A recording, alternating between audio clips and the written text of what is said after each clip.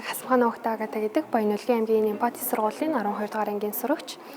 Би энэхүү эссэндээ өөрийнхөө мэддэг бүс нутгийнхаа байгалийн баялагын талаар бичсэн. Нэгдүгээрт бол Алтай таван богд болон хаагтсан нэг уурхааны талаар бичсэн байгаа.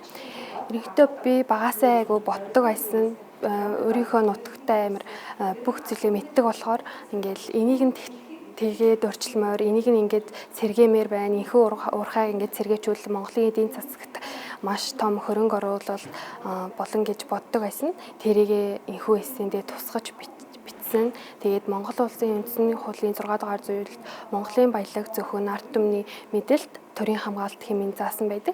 Тэгэхээр өнөөдрийн ашгийг л бодохгүйгээр маргааш ирээдүйнхийн үеийн бас эрх ашгийг хамгаалж ашиглах ёстой гэж би хувьдаа боддог. Мэдээж байгаль бол хамгийн чухал зүйл. Байгаль байхгүй бол энэ амьдрал оршин тогтнохгүй. Тиймээс бүх хүмүүс энэ байгалаа зөвхөн хүүхдүүд биш томчууд маань ч бас байгалаа хамгаалж хайрлаж байгаасаа гэж хүсдэг. Одоо эко клуб юм уу? Би өөрөө эко клубын гишүүн. Тийм болохоор аймагтаа болон энэхүү үндэсний хэмжээний чуулган уулзалтад оролцож байсан. Тийм болохоор энэхүү байгаль орчноо хамгаалах нь бидний үүрэг гэж бас хүүхдүүдтэй бас байгаль орчноо хамгаалаасаа гэж уриалмаар байна. Монгол улсын үндсэн хууль